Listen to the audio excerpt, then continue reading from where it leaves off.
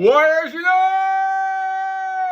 Back with another episode of Bigger Warriors 2 and the 1% Club. How are we doing today, my friends? Warriors, let's get together and talk about a topic.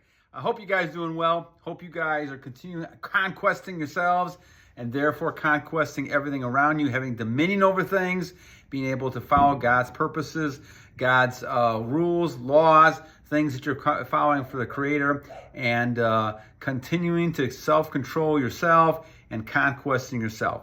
All right, so before we get to the topic, let's go ahead and do some shout-outs. On the booster, thank you, my friend. Meech the Preach, thank you. Ojustumbodos, 2 months. Congratulations, my friend. Keep it up. Psychomantis, don't expect things too soon. I agree with that. You have to kind of take it in stride. Keep working. Stay with the plan. Don't expect too much too soon. Especially if you had long bits of this and been off target for many months, many years, like I did. It's hard to get back into it. Marlon Jackson, thank you. Jaguar UFC, thank you. TC/TV, thank you. Legokingiscool, thank you, my friend, as usual. Raphael 0654. Perfect World Club, twice, thank you. Narrowpath. Limitless Vision, twice, thank you, my friend. Good to see you again. Brent Nixon, 6 months. Stay strong, my friend. It's probably, as I said, these are old shout-outs, so I'm sure it's much further than that, but congratulations. 2Live3, thank you. BART Simpson 5772, or the book, Kendler's book, Fountain of Youth, focusing on retention, how powerful this seed is. I've been doing a lot more research on retention and the semen retention and celibacy and all the things and why it's important. We'll kind of share more things as we go along. Gio the Genius, thank you. Delhart McGregor, thank you. Radioear, The Game of Life, thank you. Thank you, Radioear. Knowledge Harvester, thank you. Alvin, as usual, thank you. Yisrael Yehuddah, thank you. All the same great people. Bad Boy, thank you, my friend. Jennings, thank you. God Gladiator. Mr. Ace, thank you. God Gladiator, thank you, my friend. Mr. Ace. Scott H. Jackson, thank you. The Vainakh Tribes, thank you, my friend. Legokingiscool again, and TKO. So thank you guys once again for all your comments. And at the 2-minute, 30-second mark, let's talk about the topic. Our topic comes from Celtic Warrior, and this is an interesting one. And I'm going to kind of talk about this one in the sense of how we can still have romance and we can still have a pleasure in the person we have. It doesn't have to be that we just get lonely the rest of our life and have nobody around us. So we're gonna talk about this one, having transition from lust to romantic love. And so let's kind of talk about this a little bit. So once again, as we think about things, warriors, we're thinking about everything is going to be energy. Let's think in terms of everything is energy. The law of physics tells us this, Newton's laws, things are made of energy, right? We know that I'm made of energy, the wall's made of energy, everything's made of energy. Therefore, energy cannot be destroyed, as Newton's saying. It cannot be created. It's just transferred into something else.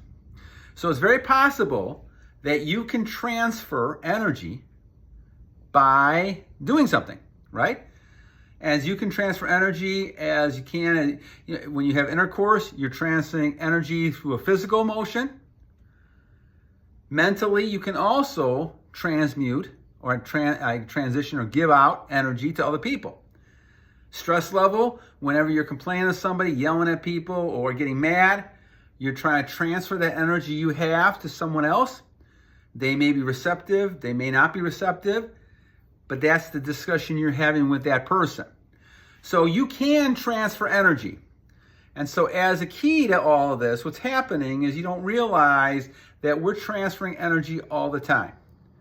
What we're talking about, in order for our health, as it's been shown for thousands of years, keeping your energy inside of you as long as you can, whether you're talking about the physical, spiritual, mental, any sort of energy you have, you want to keep it inside of yourself. You want to meditate it. You want to transmute it inside yourself so that you're getting closer and closer to God. So how do we do this in dealing with women? All right? Women are wonderful, wonderful people. There's nothing, a lot of things that I say have nothing to do with women being bad. There's good people, there's bad people, no matter if it's male, female, whatever it might be. The idea is, however, is that you as a male, especially I'm just talking males right now, need to focus on something other than women. Because that's what they call lust. And that's one of the biggest sins we have against our Creator. We're lusting after something else mainly because we don't trust the Lord, in my case, the Creator, to be able to give you what you need to make you happy. Yet you have everything inside of you to make yourself happy. You just don't realize it. And when Kellner talks about the fountain of youth, he's talking about the seed, the semen, as being the fountain of youth within. You have it within you. We just abuse it as we do energy all the time. As our relationships, as our life, we are in perpetual self-abuse of things, destruction, because we just don't realize what gifts and powers we have. And a lot of people who don't have beliefs in gods at all, and a God, they don't even understand any of this because they think whatever they see is all there is. There's no spiritual world around us. So, when we talk about this idea of lust, you're lusting at someone because you're feeling that something is missing out of your life. And so you're trying to get this person or, take over this person, hoping that's going to give you happiness. And what we've seen is that material things, actions, never provide any long-lasting happiness. This is why releasing is something very attractive to a lot of people, and it's a very addictive thing. People feel like it's going to solve their problems, make them happy, forget about their current problems, and they're going to go ahead and release, and everything will be great. They may feel 10 times worse, and the problem is still there, but they don't think about that at the time. Same thing with drinking. A lot of people may go out and drinking, trying to forget about their problems. The problems don't go away. They're still there, but now you've forgotten about them, at least for a time being, because you're so drunk or something like that that you don't think about it. Then that's not going to help you either, because now you got more problems, because if you drink too much, the same thing happened with release too much, you're creating such a negative thing, and you're draining your body dry, and all those negative things happen because you're draining your body dry. And so all the kind of illnesses, all the things that happen to you, in my opinion, because people are having too much of these sexual behaviors. They're releasing energy, whether it's through masturbation, whether it's sex, whatever it might be.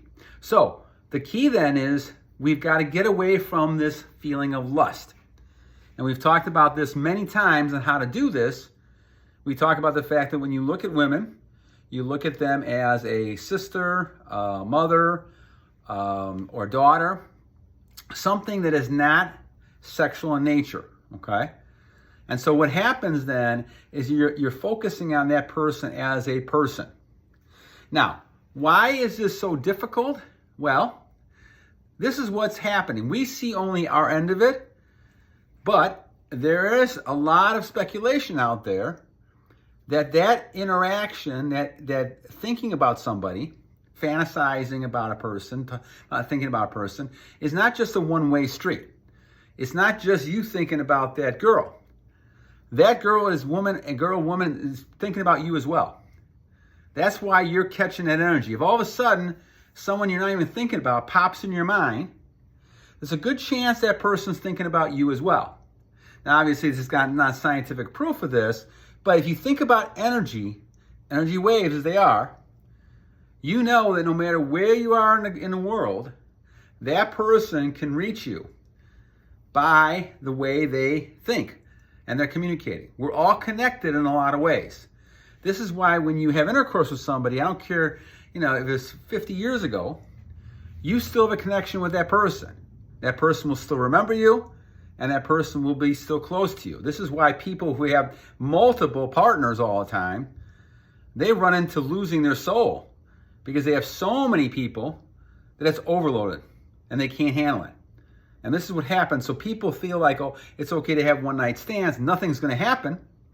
Well, that lust creates a lot of negative side effects, and it creates a lot of burden because this person now is connected to you. Now, not only talking about children, we're not even talking about children. That's even another aspect of it. But even the act itself connects you with another person forever. It doesn't matter, right? If you don't see that person, again, you're still connected.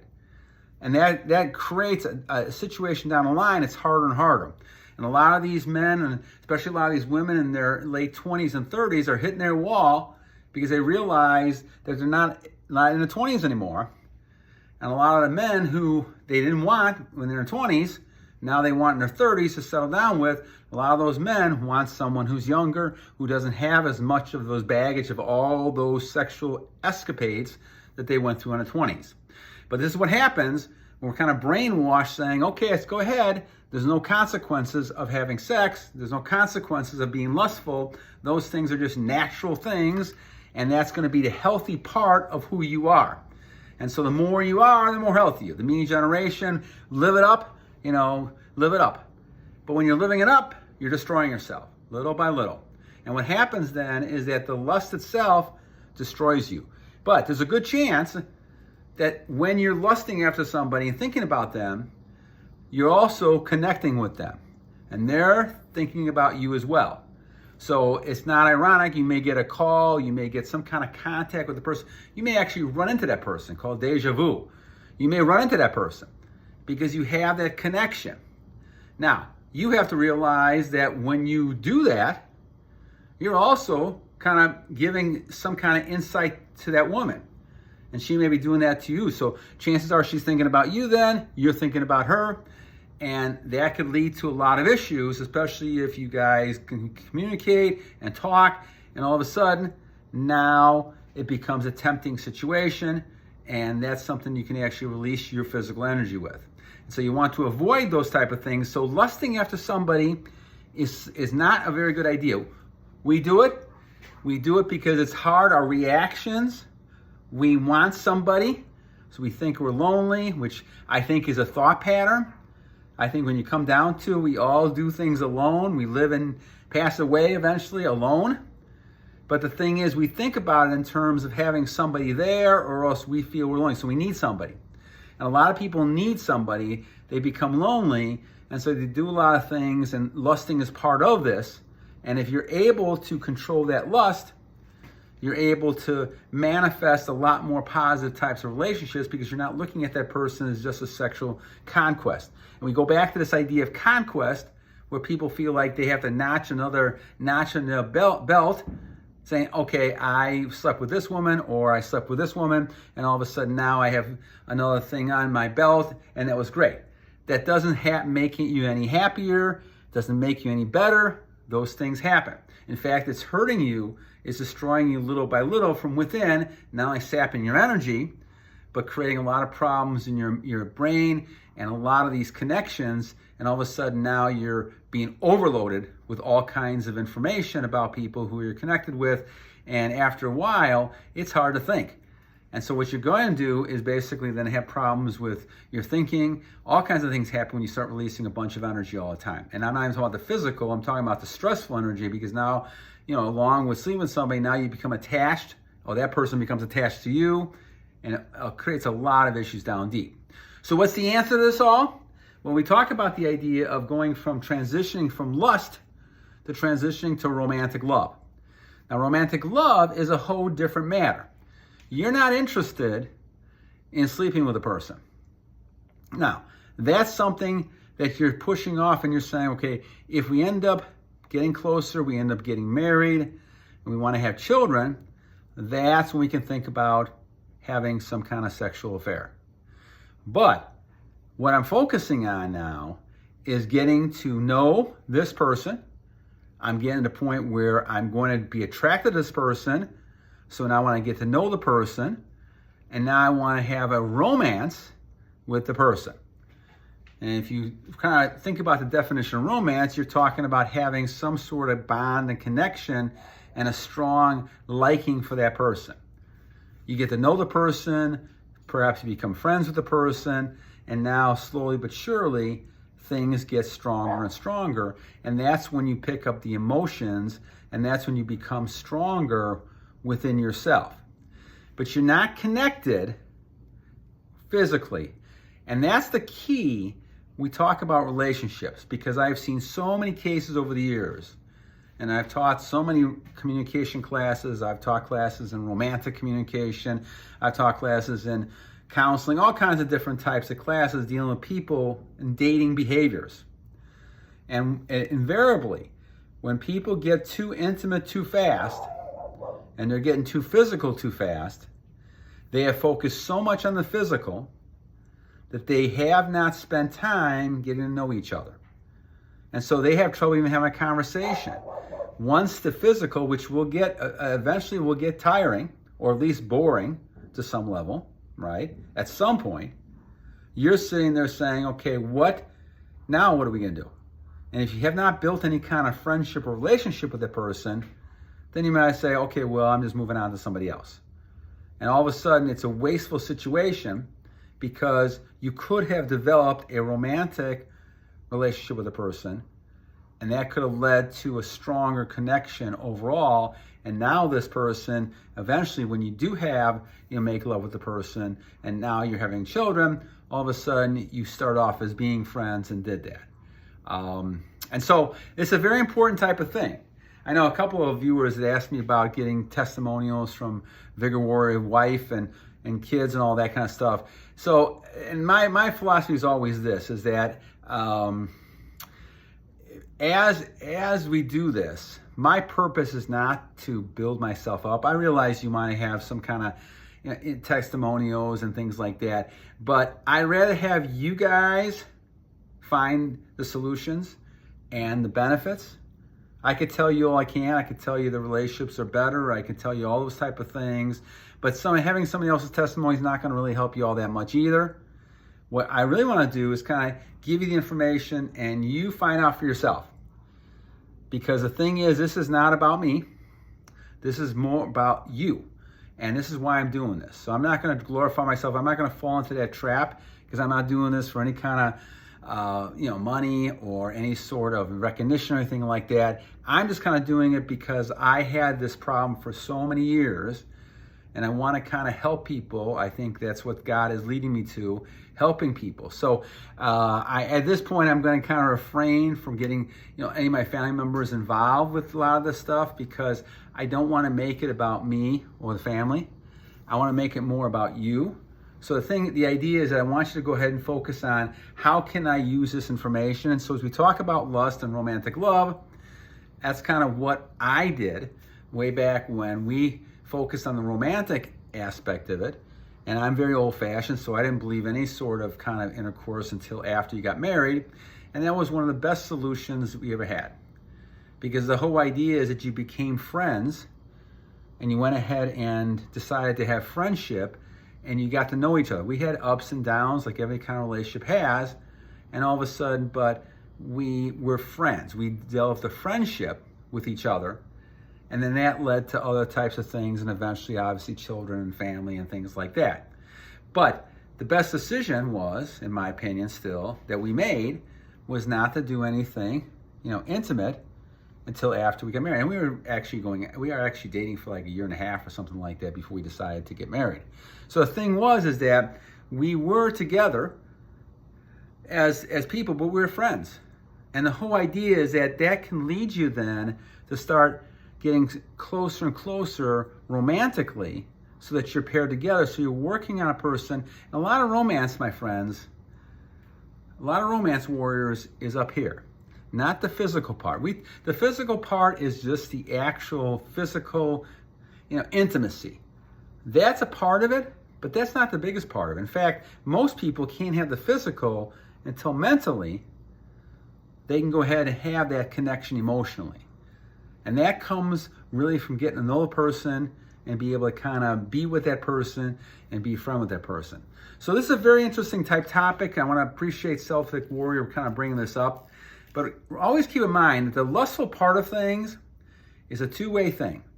A lot of times you're not only the only person thinking about it, the other person may be thinking about it as well.